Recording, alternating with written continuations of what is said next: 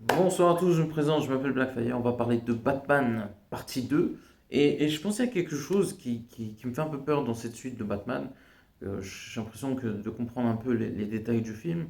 Il y a beaucoup de méchants qui reviennent, j'entends le Mr. Freeze, Joker, Double Face, Deathstroke, ça fait 4. Et Holiday, la méchante, enfin une des méchantes du film, vous verrez qui c'est, ça fait 5.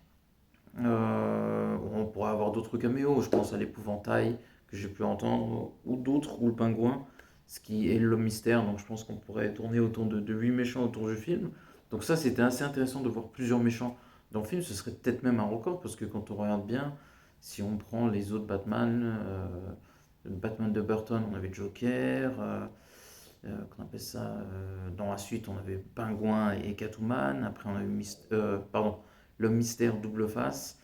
Donc voilà, on allait deux par deux. Après, malheureusement, Batman et Robin. Bizarrement, c'est pas le nombre de méchants qui fait que c'est mauvais. C'est juste l'écriture du film. Parce que ouais, sur le papier, c'était pas dégueulasse de mettre Bane, Mr. Freeze et Poison Ivy. Il y avait de l'idée, sachant que Poison Ivy, Bane, il y avait une logique. Pourquoi pas faire quelque chose avec Mr. Freeze ou faire un truc parallèle, ça aurait pu marcher aussi. Mais c'est juste que vu que c'est mal écrit, mais ils ont bousillé les trois méchants. Et le film, et Batman, et tout ça. Et on va dire que c'est bien fait pour notre ami, ou pas, George Clooney. Vous comprendrez pourquoi je dis ça. Ensuite, on va parler de... Bah, on a eu quoi? On a eu Batman Begins. On avait, encore une fois, trois ou quatre méchants quand même. Il faut se rappeler, il y avait Falcone, comment il s'appelle? Jonathan Crane, l'épouvantail, Ra's al Ghul. Il me semble que j'en ai oublié un. Ouais, Zaz qui fait un caméo. On peut en compter, ça fait 4. The Dark Knight, on avait le Joker, Double Face, Maroni. Ouais, ça fait 3. Je pense pas qu'il y avait un autre méchant. Et The Dark Knight Rises, on avait Bane, Talia al Ghul et Catwoman.